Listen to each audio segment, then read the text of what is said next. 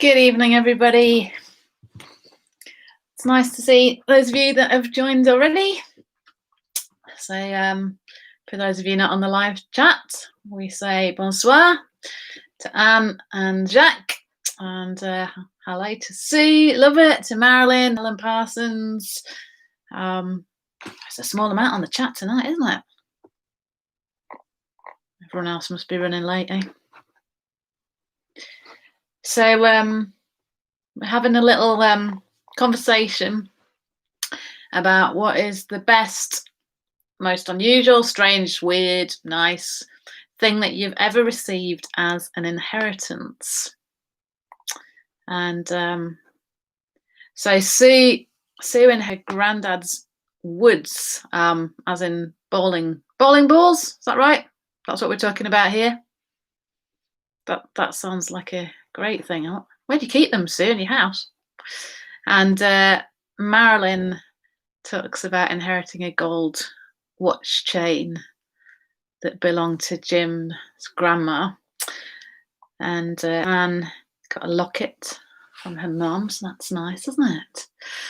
Hi, David and Catherine. So we're talking about things we've received as an inheritance, probably small things we're talking about.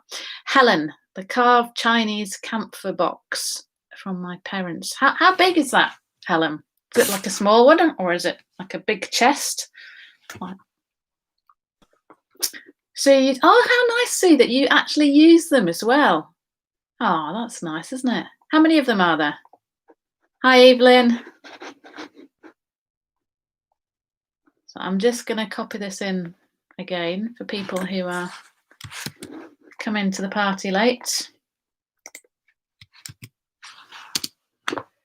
There we go. This is what we're talking about together right now.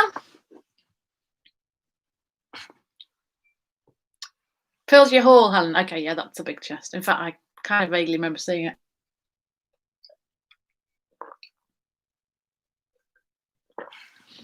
Hi, Lydia. And Barry, I imagine. So we're talking about unusual, strange, nice, weird things that we might have received as an inheritance. If you can think, it took me a little while to try and think of anything there.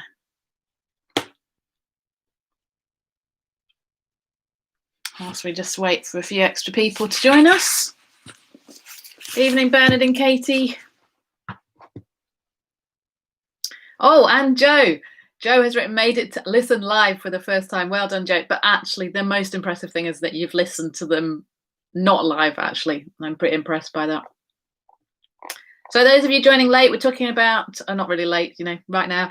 We're talking about the best, unusual, strange, or even weird or good thing that you might have received as an inheritance. So any thoughts there? I've had a few things from bowling ball woods, gold watch chains and lockets and wooden chests. I don't know whether anything else comes to mind that you might have received.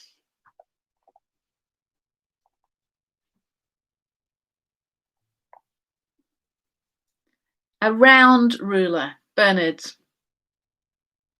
That's intriguing. Is it like a straight ruler in a circle? Or is it like a tube ruler? What's a round ruler? Whilst we're waiting for Bernard to answer that question, Catherine, a ring from my granny, which we used as an engagement ring. Yes. I had a ring from my granny, actually, and it was huge and it wasn't very nice. In fact, she told me it wasn't very nice. It wasn't just that I decided it wasn't very nice. And she said, sell it and buy something else with it. So that's in fact what I did. And I bought a couple of paintings, which we have in our hall. Evelyn, the piano on which I learned to play as a child many years ago. Oh. Have you still got that piano, Evelyn? Jo also got her granny's engagement ring. Bernard, we're still waiting on what a round ruler is. Well, maybe you all know what a round ruler is, but I don't. Okay, Rob. Round ruler. That's so helpful, Rob Heskin.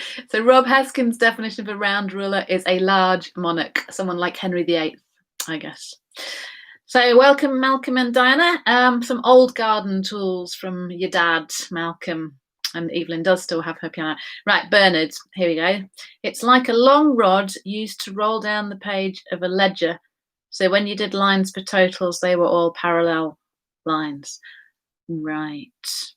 You know what? I would be entirely able to not do parallel lines, even with a round ruler. I know. Just because there's a straight line doesn't mean that I have to follow it.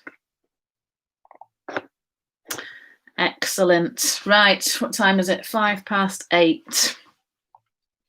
think we're probably pretty much up to our normal quota this evening. A few people not here, probably out walking in the rain or something. So yeah, I think my favourite thing that I ever received as an inheritance. So my granny used to have a game of Peter Rabbit. It was a Beatrix Potter themed game, but she'd had it for years and years, and it's a little bit kind of tatty down the folds, you know, as they get a bit worn out, and all of us grandchildren had played on it many times over the years. So some of them, the writing was really difficult to read, but yeah, that we have that, and our children have played on it as well, and it's very carefully looked after now.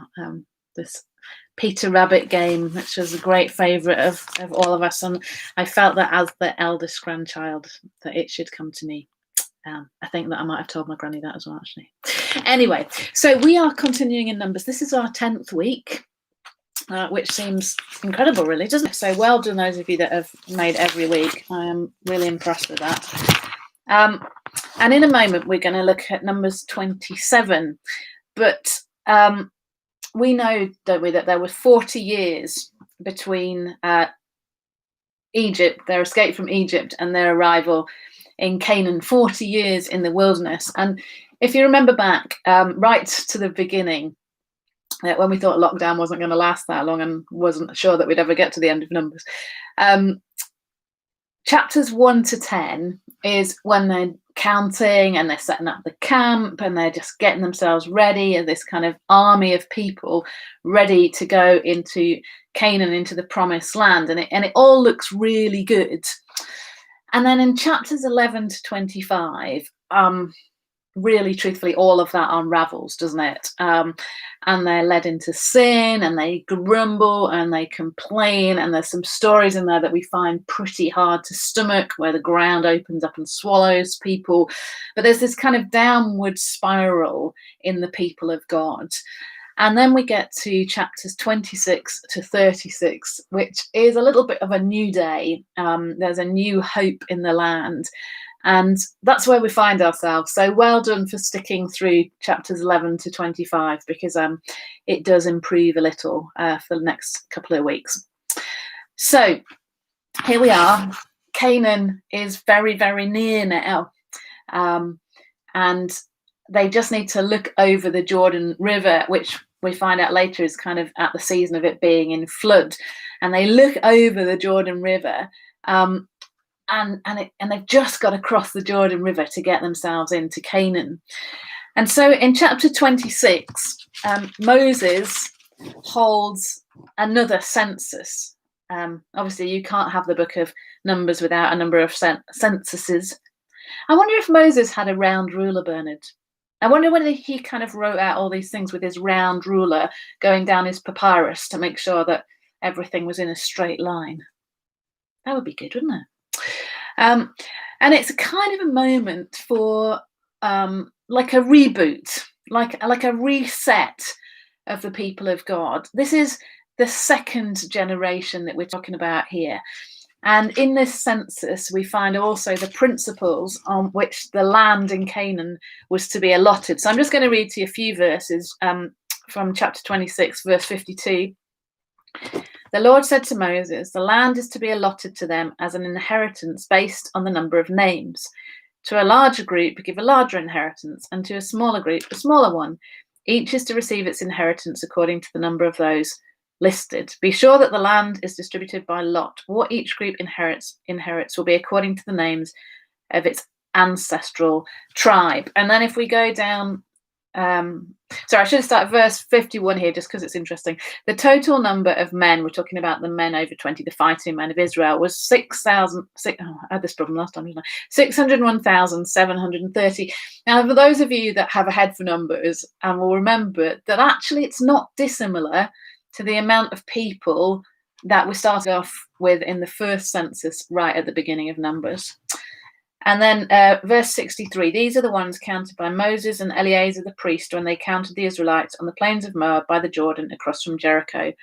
Not one of them was among those counted by Moses and Aaron the priest when they counted the Israelites in the desert of Sinai. For the Lord had told those Israelites they would surely die in the desert, and not one of them was left except Caleb, son of Jephunneh, and Joshua, son of Nun. So it's a bit like the bookends. Really, we have the beginning, right at the beginning, chapter 1, the counting, the census, the expectation of what was to come, and all the stuff that happens in the middle. And then in chapter 26, here we are with this reset for this second generation, and only Moses and Caleb and Joshua were among those at that point, and Moses himself didn't even make it into the promised land.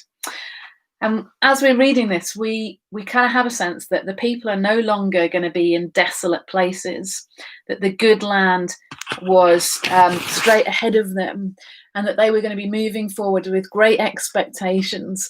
And every family was on the lookout to anticipate and take hold of its share. And it reminds me of, something like, it's because I'm dreaming of summer holidays that aren't going to happen.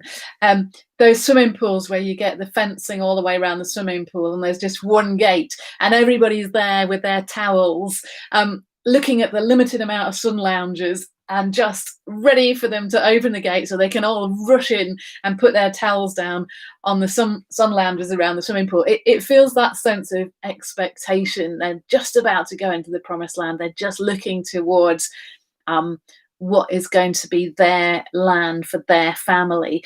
And it's as if their thoughts start to turn to claiming their inheritance, because this is the inheritance that God has promised them. And then we have another seemingly obscure story. And this seemingly obscure story is even odder because it seems to bracket these final chapters in the book of Numbers. And so we're going to read it together. And then on the next couple of weeks, we'll be looking at the bit in the middle of the brackets. So that's some of the context. And we're going to look at chapter 27. So I hope you're all ready. And we're going to read from verses 1 to 11. And then we're going to turn over to chapter 36. And we're going to read that together. So here we go. Lots of names in this. The daughters of Zelophehad. No one's called their child that recently, have they? Son of Hepher, the son of Gilead, the son of Machir, the son of Manasseh, belonged to the clans of Manasseh, son of Joseph. The names of the daughters were Mahlah, Noah, Hoglah, Milcah, and Tirzah. They approached the entrance to the tent of meeting and stood before Moses, Eleazar the priest, the leaders, and the whole assembly, and said, Our father died in the desert. He was not among Korah's followers who banded together against the Lord, but he died for his sin and left for his own sin and left no sons. Why should our father's name disappear from his clan because he had no son? Give us property among our father's relatives. So Moses brought their case before the Lord, and the Lord said to him, What Zelophehad's daughters are saying is right. You must certainly give them property as an inheritance among their father's relatives and give their father's inheritance over to them. Say to the Israelites, if a man dies and leaves no son, give his inheritance over to his daughter. If he has no daughter, give his inheritance to his brothers. If he has no brothers, give his inheritance to his father's brothers. If his father has no brothers, give his inheritance to the nearest relative in his clan that he may possess it. This is to be a legal requirement for the Israelites, as the Lord commanded Moses. Clearly, God had thought through all the options on this. And then we turn over to Numbers 36. The family heads of the clan of Gilead, son of Machir, the son of Manasseh, who were from the clans of the descendants of Joseph, came and spoke before Moses and the leaders, the heads of the Israelite families. They said, when the Lord commanded my Lord to give the land as an inheritance to the Israelites by lot, he ordered you to give the inheritance of our brother Zelophehad to his daughters. Now, suppose they marry men from other Israelite tribes, then their inheritance will be taken from our ancestral inheritance and added to that of the tribe they marry into. And so part of the inheritance allotted to us will be taken away. When the year of Jubilee for the Israelites comes, their inheritance will be added to that of the tribe into which they marry, and their property will be taken from the tribal inheritance of our forefathers. Then at the Lord's command, Moses gave this order to the Israelites. What the tribe of the descendants of Joseph is saying is right. This is what the Lord commands for Zelophehad's daughters. They may marry anyone they please, as long as they marry within the tribal clan of their father. No inheritance in Israel is to pass from tribe to tribe, for every Israelite shall keep the tribal land inherited from his forefathers. Every daughter who inherits land in any Israelite tribe must marry someone in her father's tribal clan, so that every Israelite will possess the inheritance of his fathers. No inheritance may pass from tribe to tribe, for each Israelite tribe is to keep the land it inherits. Yeah. So Zelophehad's daughters did as the Lord commanded Moses. Zelophehad's daughters, Mahlah, Tirzah, Hoglah, Milcah, and Noah, married their cousins on their father's side. They married within the clans of the descendants of Manasseh, son of Joseph, and their inheritance remained in their father's clan and tribe. These are the commands and regulations the Lord gave through Moses to the Israelites on the plains of Moab by the Jordan across from Jericho. And sadly, we can't go, hooray, we're done, because we're going to go back and look at some of the other ones. Well, I mean, what a weird story, and what a strange thing to have in two places with these other significant chapters in between. So here we have the daughters of Zelophehad, son of Hepher, the son of Gilead, son of Machir, the son of Manasseh, etc. The sons of Hepher, the other sons of Hepher, Zelophehad's brothers, were likely to think that the 5 daughters of their brother Zelophehad were outside of any rights to the land that would fall to Hepher's children. And very possibly the brothers of Zelophehad told their nieces that they had no right to claim it or to inherit it, and the inheritance only went to the sons. But these 5 women were not so easily put off from their inheritance, were they? And they went, and it's really quite striking because it says here in verse 1 to 2, they approached the entrance to the tent of meeting. So they're already going to like the holy place, and stood before Moses, Eleazar the priest, the leaders, and the whole assembly. Now, I mean, that's quite some bravery, isn't it? They felt really strongly about this, and it was really exceptional because they were asking for an inheritance in a society that was patrilineal. So the Hebrew law and the Mesopotamian law of the time said that the property would pass down through the sons. And in fact, that's broadly true in many cultures and was throughout history, that property only passed through the sons. And so they had this huge problem of their status. They had no status to attain to what they wanted. And yet they just, they didn't give in there. And they say to Moses and to everybody else who's standing with him, our father died in the desert.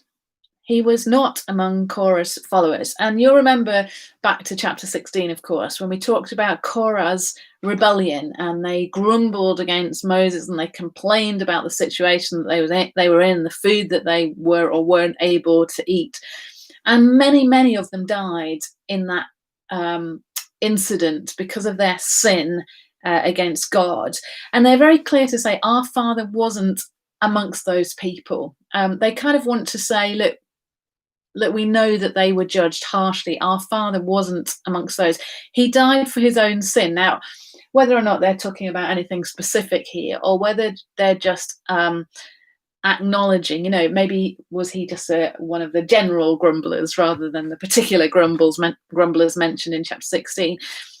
Maybe he was considered sinful because he hadn't been able to grasp the vision for the land, that when all the spies had come back, he was one who'd listened to the 10 spies and wasn't able to have the faith to trust in what Joshua and Caleb were saying. Maybe they were referencing that. Maybe they were just saying, well, he's one of that generation, and all of that generation were judged because of their sinfulness, and their sin led to death. And it wasn't anything specific at all. But it's interesting that they just mentioned that to Moses as if somehow it was, I can't decide whether it was an excuse or an acknowledgement or a bit of a mixture of both. I don't know if they're just saying, actually, he's died and he died for his sin because everyone did, or whether they're saying he wasn't as bad as some of the others. I'm not quite sure there.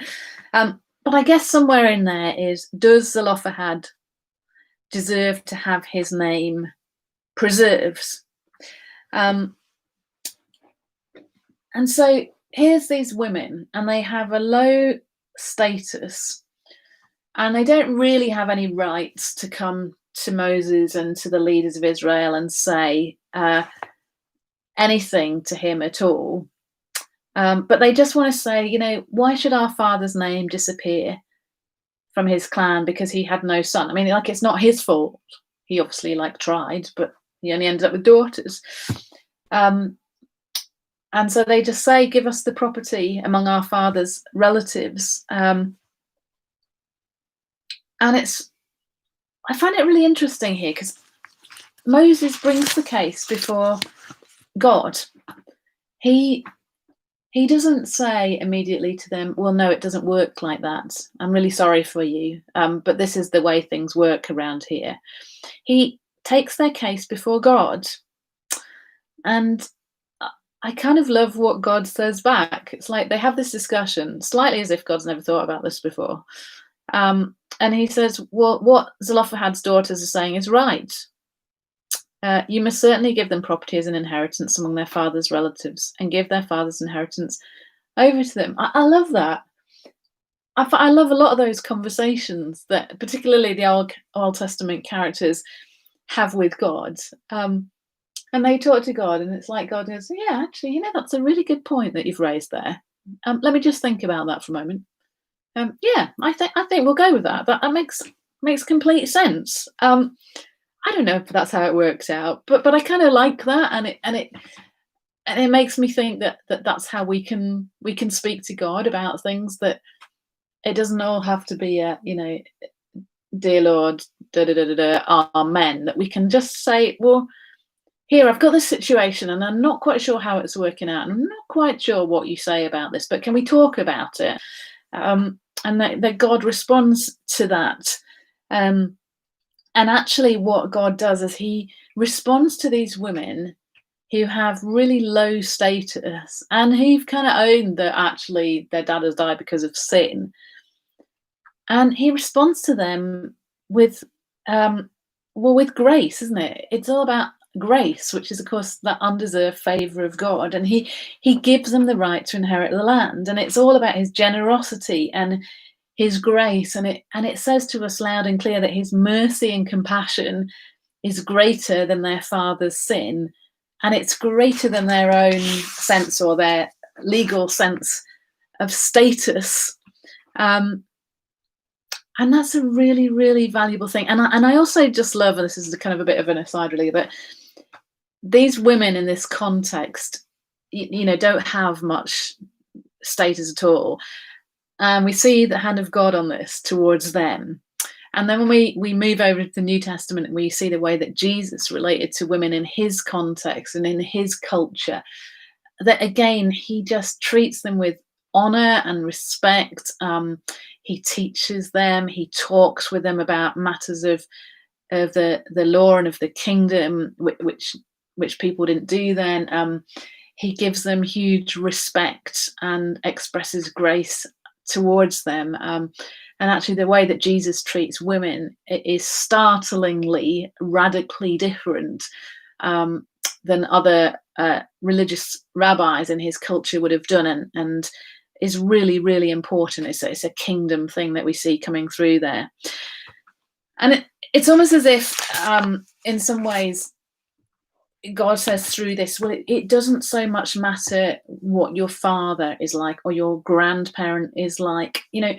I don't know what your experience was of your own father, or maybe like another male relative in your home.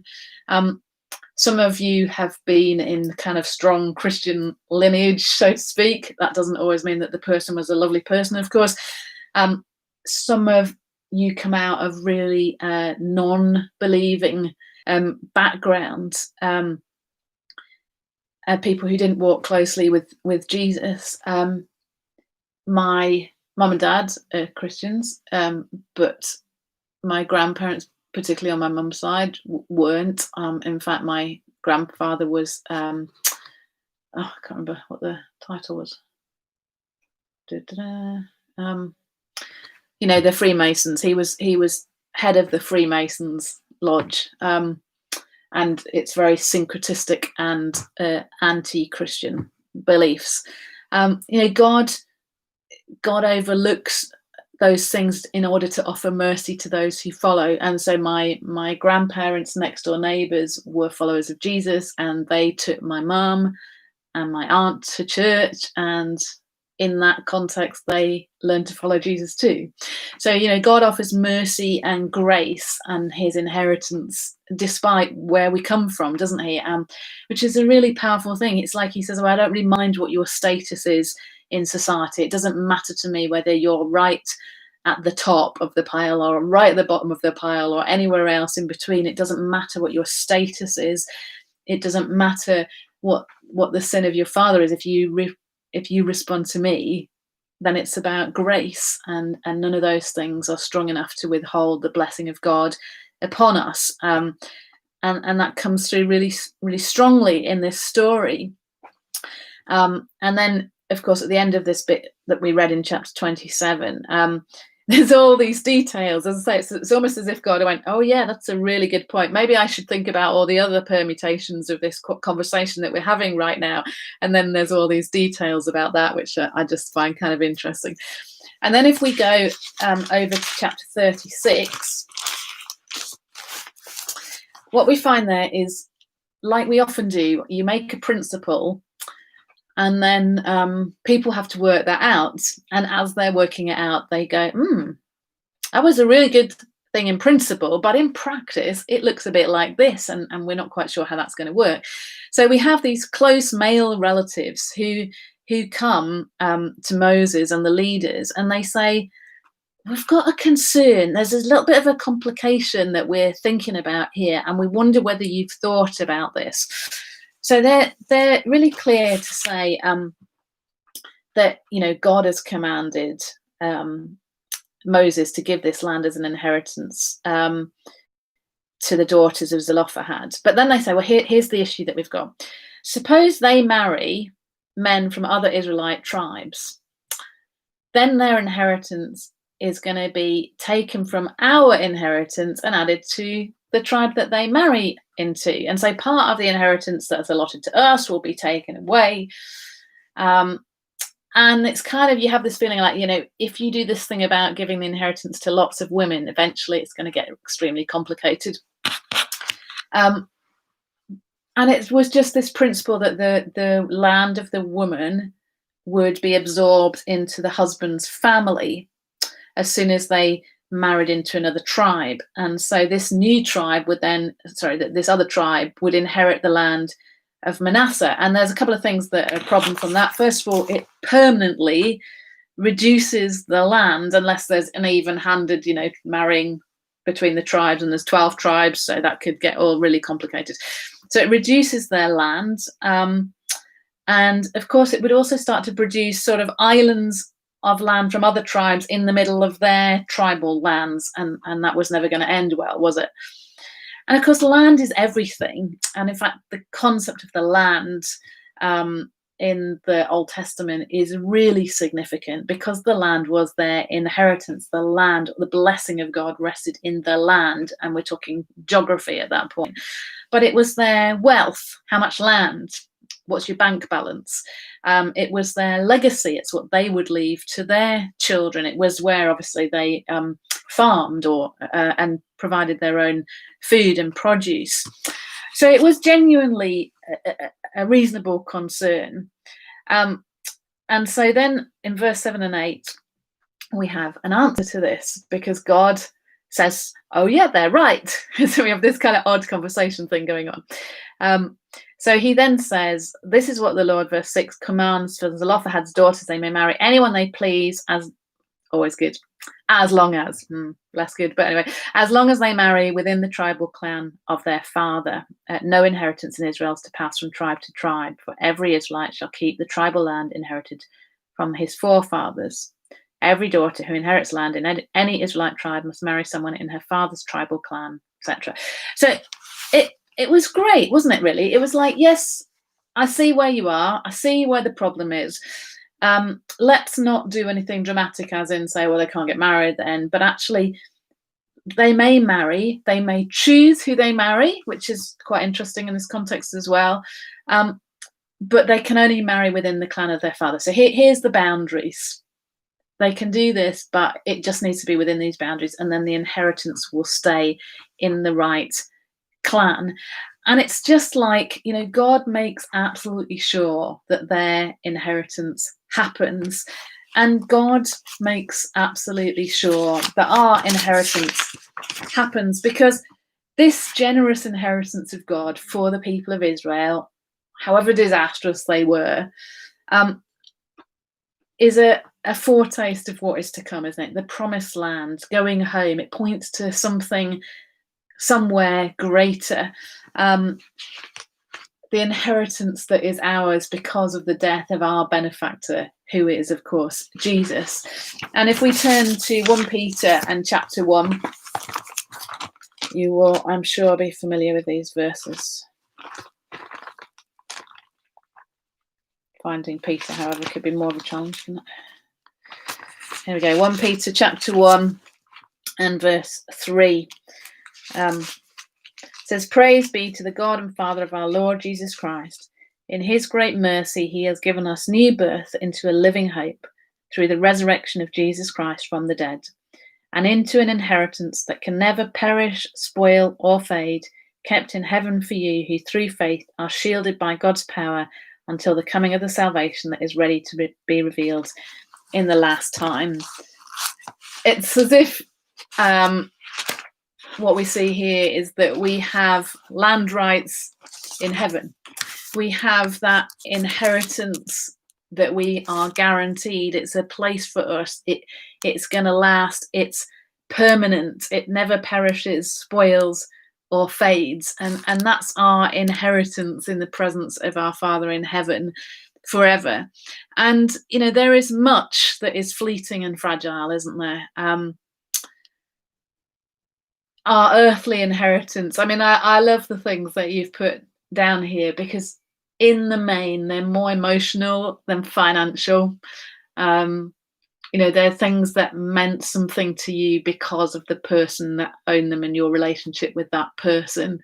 And I totally agree, and it may be that we have an inheritance that's improves our bank balance. It may be an inheritance of property of some kind, and obviously in past days and generations that was more normal, but our earthly inheritance can be stripped away in an instance, can't it? Depending on what it is. It can be the weather that destroys something. It could be the government in certain nations that assigns all property to itself. It can be the bank goes bust, or it can be that someone spends all the inheritance, or whatever. But our inheritance is quite a fragile thing. We can't depend on it. And the land of Canaan didn't last, did it? It just didn't last. I remember when I got to go to Jordan a few years ago, standing up on the mountain, Mount Nebo, where we'll see that Moses was. And looking out around me, because there's quite a lot of, you can see a huge distance from there, and looking to see where the promised land would have been, and it's not there now. That land didn't last for the people of Israel for very long at all. And they didn't last in the land. They were carried off to Assyria and then to Babylon. And then later on, their land was annexed by the Roman Empire. And then we know some of the more present history of the way that things have been divided up and reallocated. And the battle continues, doesn't it? Whatever your particular opinion on it, the land of Canaan, as we are talking about in Numbers, didn't last. But actually, we are landowners in a better place. In Matthew chapter 6 and verse 19, Jesus says, "Do not store up for yourselves treasures on earth, where moth and rust destroy and where thieves break in and steal. But store up for yourselves treasures in heaven, where moth and rust do not destroy and where thieves do not break in and steal. For where your treasure is, there your heart will be also." And for those of us that know Jesus, he is the guarantor of our inheritance. He is the one that's given us this glorious inheritance of eternal life, of life now and life forever in his presence. It is entirely undeserved. We are like those daughters of Zelophehad. You'll never forget his name now. We didn't hold status for that. We didn't have a right to it. Our sin would have kept us from it. But because of Jesus and his mercy and grace towards us, that inheritance is guaranteed for us. And it is guaranteed because it's guaranteed by him and not by us. And that's the key thing there, isn't it? That he has already paid the price. His death has opened up that inheritance for us, and it's guaranteed because of his mercy and grace. So I don't know, whatever you might be expecting as an inheritance, nothing, something small, quirky, but personal to you. Maybe it's something really amazing that you're thinking that might come your way. But actually, none of those things will compare to the inheritance that we have, because we are in the family of God, and that inheritance that is for all time and forever in his presence. So, strange story again, strange names. But one day you might meet some of these people and you'll say, yes, I understand your story. Thank you very much. So I think only a couple more weeks to go. And then we can be some of the few people that said that we made it through Numbers. So thank you for sharing this evening with me. We're going to wrap up now, and you can enjoy the rest of the evening. And we'll see you again on Sunday morning and next week, of course. So, night, everybody. Sleep well.